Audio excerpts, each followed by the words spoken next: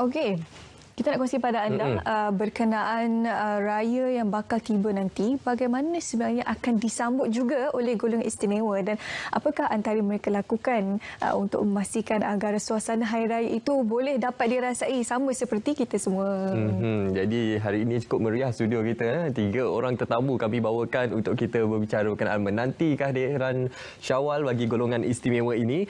Dan kita bersama dengan Encik Muhammad Ali Yahya yang merupakan pengasas Autism Cafe Project dan juga Syafiq Muzamil bin Muzaffar sebagai seorang sindrom Asperger, dan juga Encik Wan Ahmad Najib Wan Ahmad Lofty yang merupakan Ketua Pegawai Strategi FWD Takaful. Okey, apa khabar selamat pagi? Good morning Syafiq. Good morning. Good morning. Thank you for being with us today in the studio.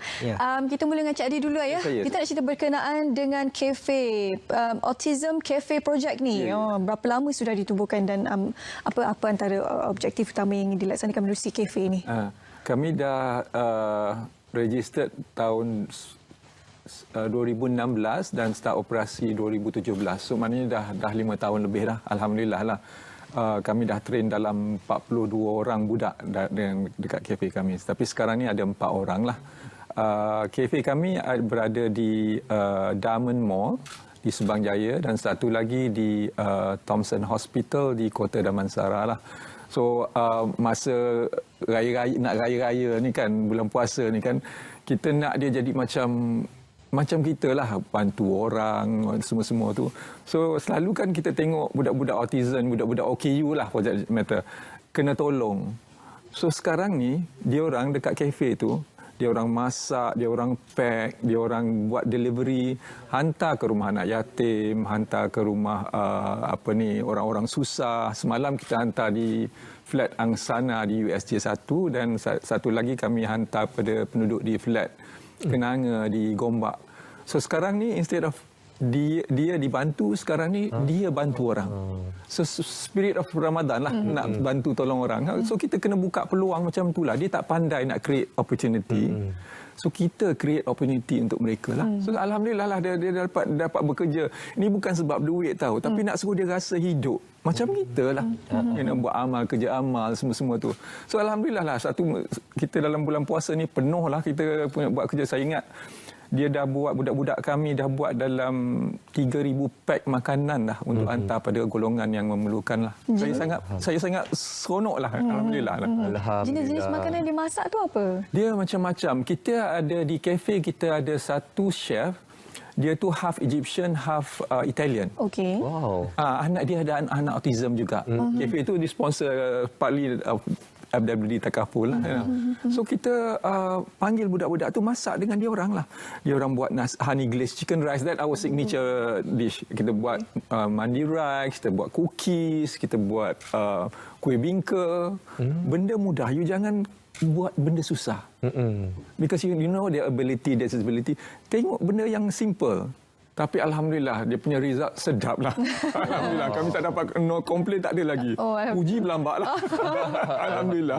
And I'm happy lah, dia seronok budak ni.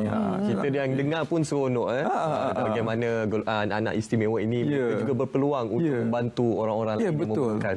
Dan juga kita nak dengar juga dari pihak NGO, pihak swasta sendiri, bagaimana inspirasi untuk turut berkolaborasi dengan pihak Autism Cafe Project ni. Saya ni sebagai sebenarnya saya berada anak autism kan.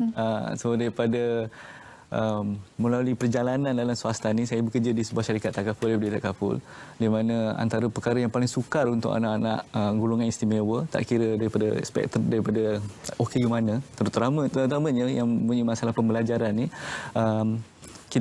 saya berusaha sebagai seorang ayah untuk memperkenalkan produk-produk Takaful yang lebih inklusif, termasuk kepada anak-anak autism. Antara yang paling awal ni, yang paling dekat, yang saya berjaya bersama rakan-rakan, kad perubatan untuk autism pertama di Malaysia. Dan kerana itulah dalam usaha-usaha ni kita nak memperkasakan anak-anak istimewa ni, anak autism ni, untuk sama-sama untuk hidup seperti orang lain. Dan bila kita tengok apa yang dilakukan di Autism Cafe Project, mereka cuba memperkasakan anak-anak ini. Ini dia kenalah.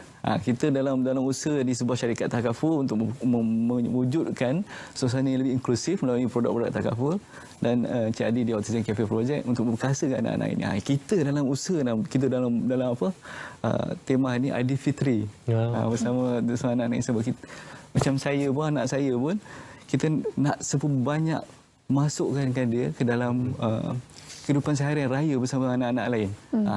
Itulah antara inspirasi. Ini wajah inspirasi. Ini anak saya. Saya dengan dia tiap-tiap petang kami akan bersenam.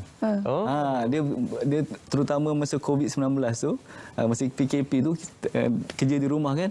So petang-petang tu kita bawa ni masa dia pergi ambil COVID jab. Vaksin. So dia antara aktiviti-aktiviti yang membuatkan dia lebih terbuka kepada orang ramai. Naik basikal dan sebagainya. Inilah dia. Okey, inilah dia individu yang memberikan sumber inspirasi pada inilah inspirasi membuka peluang dia. yang lebih banyak kepada kanak-kanak autistik ini menerima kemudahan ataupun manfaat dalam bidang perubatan dan sebagainya, sebab difahamkan agak kurang ya perhatian diberikan untuk golongan autisma ini. Syafiq, hi. Yeah. You can call me Shu. Okay. This is Munawa. Hai Syafiq. What do you do in the cafe? Working. You working? What kind of work do you do in the kitchen? Making kuih, cookies, cake. Cake. What's your favorite food when you bake or when you cook? Homemade mie goreng. Mie goreng. Yeah. Wow. Yeah. I'm waiting for you to cook one for me. Okay. Can you? Sure. Later after the show lah. Okay. Okay. Kanak-kanak autistik ni istimewanya dia faham sebenarnya kita. Dia faham.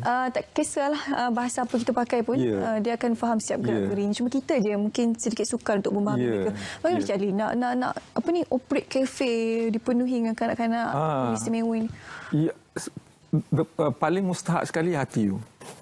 Hati tu kena mustahak sebab kita ni bukan nak cari duit, kita nak buka peluang untuk dia rasa hidup.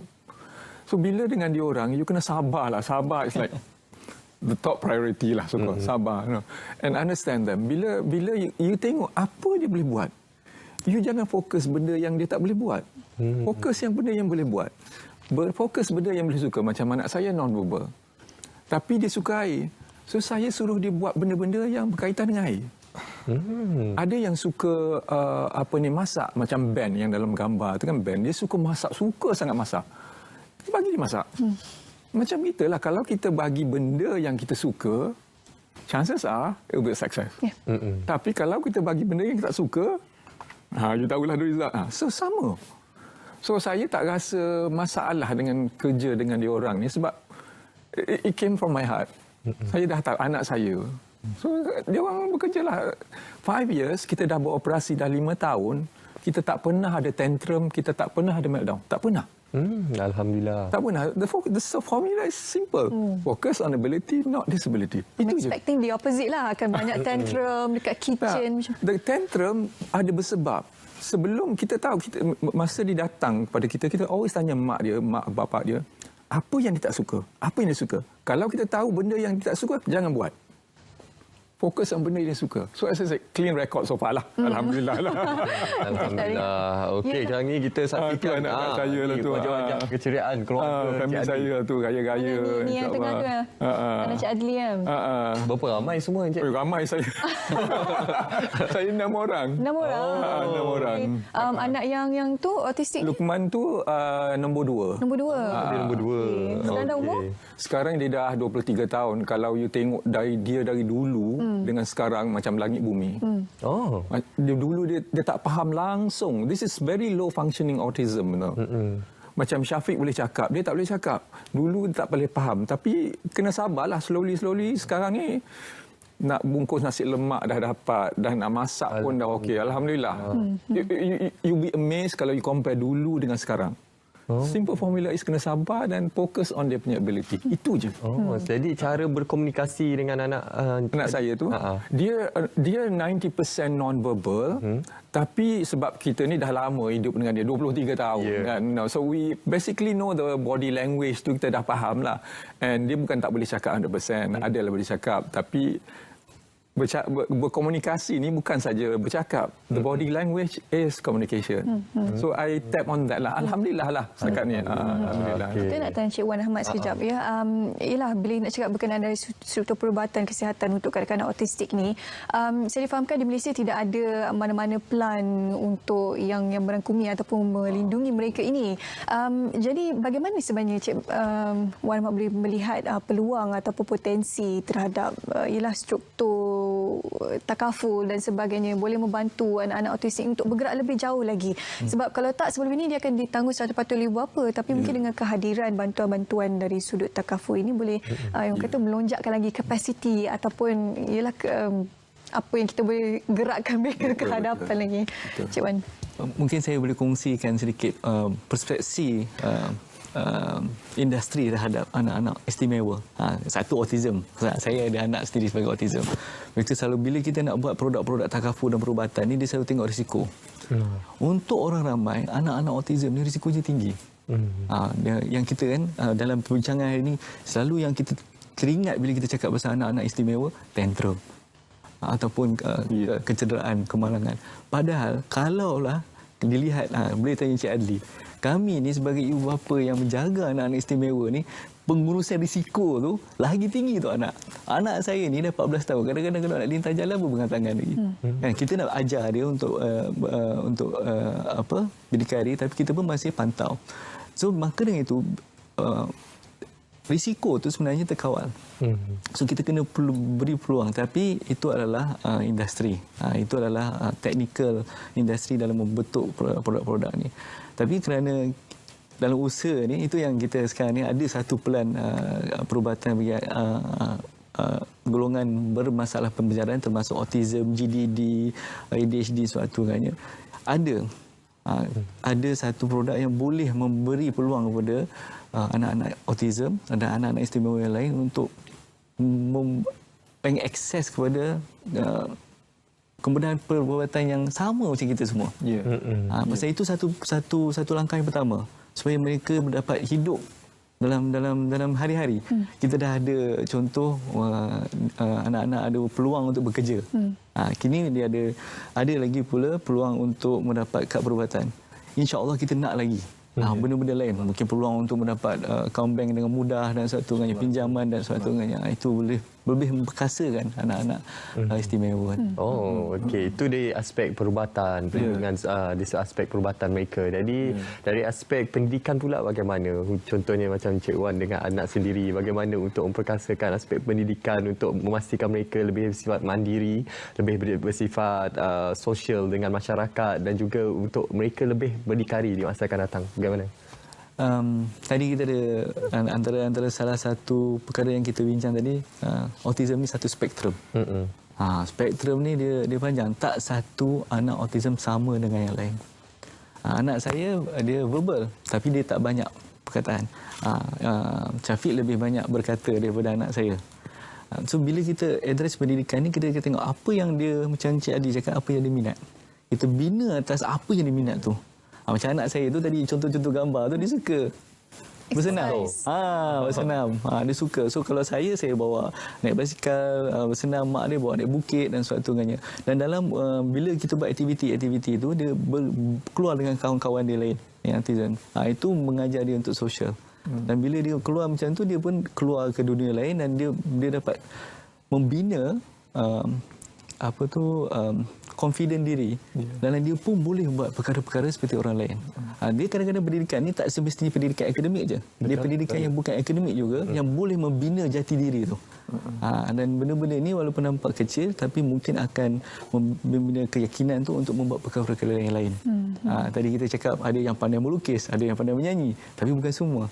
Tapi tak semestinya mereka tak pandai buat perkara-perkara tu. Mereka tak pandai. Mereka pandai dan istimewa. Setiap anak tu istimewa untuk setiap benda yang mereka boleh lakukan. Terbukti kalau singgah ke kafe autism, kafe projek di Damen tu boleh tengok. Dia macam-macam, ada yang non-verbal macam Luqman, ada yang boleh bercakap, semua boleh buat benda-benda yang berlainan. Okey. Antara ni kita bawa orang di studio Syafiq lah ya. Syafiq. You look bored. Do you? I'm just relaxing. Okay. Can you tell a bit about your family? Yeah. Your mother, your father? Yeah. Where are they from? Where do you live? Subang Jaya. Subang Jaya. Yeah. Okay. What about your siblings? 4. 4. Yeah. So your sister? We have 2. You have 2 sisters? Yeah. And then you're the third one? No, first. Oh, you're the first one, and then 2 sisters. 2 sisters, yeah. And then My second one is a brother. your second one is your brother. Oh, Yeah. I see. Okay, so you stay in Subang. Yeah. How do you go to work? Well, Autism Cafe. Yeah, how do you get to the cafe? Either ask my parents or call by Grab. Call by Grab? Yeah. Oh, wow. So you go inside the car? Yeah. And then you tell the driver you want to go to the cafe? Yeah. And then you do everything yourself? Yeah. Wow, okay. Oh, ni kita nak bagi tepukan lah dengan Syafiq ni. Saya Grab. cukup berbangga dengan Syafiq. Saya pun ada kawan saya tak berani naik Grab tau. Betul, ni bukan cerita main-main. Yang, you know, like tak ada kad OKU ke apa, takut nak naik Grab. Syafiq boleh naik Grab. Oh, Syafiq ingat boleh satu berdikari kejadian. dengan sendiri. Ya Allah. You be amazed tau kalau budak-budak ni kalau you dedahkan dia, no. Good example is my son tu, as I said, low functioning. Dia low functioning. Tapi saya ajar dia, kalau pernah 5 tahun lepas, saya nak ke kafe, kalau saya drive, 10 minutes. Tapi I didn't do that. I naik train, I jalan, I naik bus. Ini nak suruh dia rasa hidup dan dia belajar lah. Sampai saya test dia sampai dekat last station to the cafe tu. Saya cakap, Luqman, pergi sendiri. Dia pergi sendiri. Sampai dekat kafe. Macam mana ada keberanian untuk melepaskan? I had kena tahu sebab kita kena buat lah. Kita tak selamanya dekat dia. Okay, yelah, at some point dia akan terdedah. Kita akan mati. So what's happening? True. So saya ni kan lepas dia cakap Luqman pergi ke kafe. Saya ni sembunyi balik tiang lah, balik ikut bako lah. sampah Okay, lah, balik 7-Eleven lah. Kalau you tengok pakcik ni buat apa ni, no. Mesti orang ingat orang jahat kalau dia nak bila dia jalan dia tengok kita dia tak confident kan. So saya ni tak nak suruh dia tengok saya lari dekat bako sampah. Tu bunyi bako sampah tengok macam dia. Kalau dekat 7-Eleven tu sembunyilah, you know. Tapi alhamdulillah dia after about 6-7 months dia dah boleh buat sendiri. So sekarang ni pergi sendiri? Tak, sekarang ni kita dah pindah kafe. Okey. Pindah kafe kita dah dari dulu kita dekat Puchong, sekarang ni kita dekat Daman Subang Jaya. Saya lepaskan sampai dekat kafe dekat bangunan tu, saya lepaskan dia. Terus orang dia sampai. That is a big achievement to the low functioning autism. And that is a big achievement to him daripada rumah dia sendiri-sendiri sampai ke sana. Kita kena buat ni lah. Sebab as I said lah, one fine day will go off. So siapa jadi? So this is the cafe ni kita nak buat ni kerjasama dengan FWD ni. Itulah nak memperkasakan dia orang so masa depan terjamin lah. Panjang cerita ni kalau saya nak cerita. Itulah saya start cerita. Saya rasa mungkin kita akan berjurai mata dengar cerita kanak-kanak ni. Syafiq, how's your Raya preparation? What? Your Raya preparation. Well, I had to wake up. Morning I had to wake up. But during fasting month, I cannot eat breakfast. You cannot eat breakfast? Yeah, it's a fasting month. Okay, yes, true. You got that right. It's a fasting month. Yeah. Okay, and then? Well, I called Grab or asked my mother to take me to the Autism Cafe. And then you cook? Yeah, sometimes. Sometimes? Yeah. Okay. I wash dishes or make cookies for them. What cookies did you make yesterday? What cookies did you make yesterday? Yeah, yesterday. Yeah. Chocolate chips and? Chocolate chips. And sometimes, well, the topping it depends. Either vanilla or whatever top. It's always you want. Okay. Are you fasting today? Yeah. You're fasting today? Yeah. What's your... How's your fasting journey? Well, it's fine. It's fine. Okay. But it's hard to take a break during fasting month because I'm not allowed during the day. I'm not allowed to drink something refreshing like sport drinks or Milo. Yeah. I'm assuming that's your favorite drink, Milo. Yeah. Okay. Thank you for sharing your experience.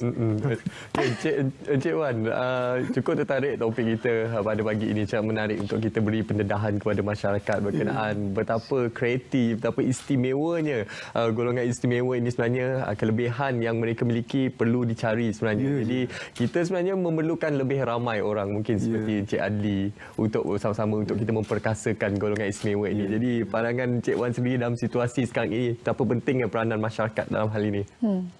Peranan masyarakat dalam hal untuk memperkasakan anak-anak ni. Dia satu di Malaysia ni memang satu perjalanan lagi. Tapi dia antara perkara yang paling mula sekali adalah mula dengan ibu bapa. Ibu bapa kena berani untuk memberkasi kan mengenai autism ni. Itu yang saya suka bercakap pasal Encik Adli ni dalam usaha dia untuk ni, saya dalam usaha saya sendiri. Setiap ibu bapa boleh tonjolkan kepada orang luar supaya masyarakat lebih kenal mengenai anak-anak istimewa ni. Mereka tidak lagi kurangkan stigma tu. Selalu bukanlah, memang ini perkara biasa. Kadang-kadang bila keluar kalau ada tantrum sikit tu orang tengok. Tapi kalau dah beberapa tahun ni saya tengok kalau saya ke kedai, walaupun kadang-kadang bila anak saya Rozin tiba-tiba mengamuk pun ramai yang dah tahu. Pasal saya di area saya duduk di Bukit Jelutong tu orang dah kenal. Dia dah tahu. Pasal saya pun berani. Kena berani bawa anak-anak kita keluar dan berinteraksi dengan orang ramai. Dan bila orang ramai lebih tahu mengenai sebenarnya dia autism. Memang itu caranya. Mereka akan lebih memahami. Setiap masyarakat kena ada peluang untuk memahami supaya mereka boleh bersama-sama untuk memperkasakan, untuk mewujudkan satu kondisi yang lebih mesra untuk anak-anak ni. Macam mana Cik Adli boleh kongsi kesedaran orang ramai tentang autisme ni? Kalau dulu mungkin 10-20 tahun yang lepas kalau tersebut anak-anak autistik ni mungkin ada stigma kan, macam apa tu autistik kita tak tahu kan. Sekarang ni bagaimana tahap kesedaran Cik Adli? Saya buat cara saya lah, kami kan kalau saya ada talks yang dekat, saya selalu pilih company yang besar-besar yang ramai orang. So bila saya bagi talk, lepas tu apa saya cakap pasal autism ni, lepas tu saya ada satu meja, saya selalu request. Meja ni saya letak budak-budak ni jual nasi lemak lah, cookies lah, saya suruh dia buat dekat situ. So orang tengok. So bila orang tengok, budak ni boleh buat. So you change the perception to public. Budak ni ada yang tantrum, whatnot. Tak semua. Tapi here we are, ada 2-3 orang budak buat. So dia orang sedar. Bila orang sedar, ini dia akan buka peluang tau. Budak-budak ni boleh buat cookies, boleh buat nasi lemak, whatnot kan. Tapi kalau tak terjual, tak guna. So kita ketengahkan benda-benda ni bila dia tengok. So dia buka peluang lah. Dia buka peluang, dia akan beli daripada budak tu. Kita tak minta duit apa. What we want is the support. So dia buka peluang. So saya selalu cari jalan buka peluang untuk budak-budak ni berdikari. Saya bagi talk lah, macam saya buat lah. Saya bagi talk, saya buat demo. Alhamdulillah lah, setakat ni ramai yang support projek kami lah. Kami tak minta duit apa-apa, tapi kami minta buka peluang untuk budak ni. Sebab peluang ni kita boleh buka. Dia tak pandai. Dia nak cakap macam kita ni tak boleh lah kan. Tapi dia boleh buat. So kalau benda tu buat, tak terjual, tak guna. Peluang mesti dibuka. Pasti ramai dekat luar sana yang tertanya berkenaan. Mungkin ada yang belum tahu berkenaan autism projek ini. Ada yang selepas menyaksikan kita ni teringin nak berkunjung ke autism. Boleh beli online boleh. Kami yang kami banyak buat is dekat Diamond Mall di LG 12. Dekat situ kami buat kalau you tengok dalam kita punya website, kita punya Facebook ataupun kita punya IG tu, budak-budak ni buat raya gift bag. Bag mengkuang, dibuat semua cookies semua dibuat. Kalau kita kan galakkan siapa-siapa yang nak datang spend 1 sejam 2 dengan budak ni masak-masak, buat-buat kuih. Because you baca pasal autism and you experience dengan kerja dengan tu lain tau. Betul, setuju. So datang bekerja, kita galakkan. So kita nak suruh public awareness is there lah. So dia datang, ramai kami dapat student lah, company-company yang besar-besar datang. Dia spend 1 or 2 hours buat masak-masak lah, dan dia makan sekali. Yalah. Sebabnya bila kanak-kanak ni dia lebih banyak interaksi. Itu penting lah sebenarnya. Kadang kita rasa dia mungkin tak membuahkan hasil dalam masa sejam 2 tu, tapi dalam long term dalam masa panjang ia akan memberikan satu kan, kognitif. Budak ni kan dia tak ada kawan tau. Dia cakap betul, dia tak ada kawan. Dia tak pandai nak berkomunikasi. Kadang-kadang you tengok dia kesian tau. Dia kalau ada ramai satu meja tu, dia datang menempel, ketawa apa-apa dia cakap, dia ketawa-ketawa. Dia nak berkawan. So you datang dekat kafe kami tu, you makan dekat situ, dia berinteraksi tu, you are actually helping them tau. Jadi macam kita lah. Ya. Perlukan Panjang gitu seorang- saya tak apa. Itulah fenomena kita dah main. Syafiq, we're going to give you an opportunity to give your Raya wish to your friends or your families from here. Sure. Okay, yeah. You can look at camera 14 there, the red one. Okay. Go Yeah. ahead. Raya wish to your friends and family. So Hari Raya. What? Selamat Hari Raya tu So Hari Raya to my family. Okay. Yeah, and friends. and friends. Friends, okay. Bolehlah tu, itulah. Bolehlah. Okey, Encik Wan. Thank you. Encik Wan, mungkin ada yang ingin disampaikan khususnya dalam situasi kita nak menyambut Hari Raya ni. Tuan Encik Wan, silakan. Bagi semua yang ada di luar sana, kalau ada kesempatan berjumpa dengan anak-anak istimewa dalam mana-mana majlis tu, raikanlah mereka bersama-sama, berilah peluang kepada mereka untuk bersama-sama. Macam Encik Adi cakap, ramai daripada mereka semua nak berinteraksi, nak bersosial. Dan kalau diberi peluang untuk berinteraksi tu, ramai yang akan sedar betapa indahnya, betapa manisnya berinteraksi dengan anak tu autism ni. Okey, baik. Selamat Hari Raya dan bersedialah kita untuk menyambut Hari Raya yang lama lagi. Bersedia nak jam kat trafik ni. Okay, terima kasih Cik Muhammad. Thank you Syafiq for being with us. Yeah. It's a pleasure to be in your company. Okay. Cik Adli, terima kasih sama kita. Terima kasih. Teruskan usaha Terima untuk kasih. bantu anak-anak autistik dan memberi InsyaAllah, kesedaran kepada mereka di luar sana untuk mengetahui lebih lanjut berkenaan dengan anak-anak autistik ini.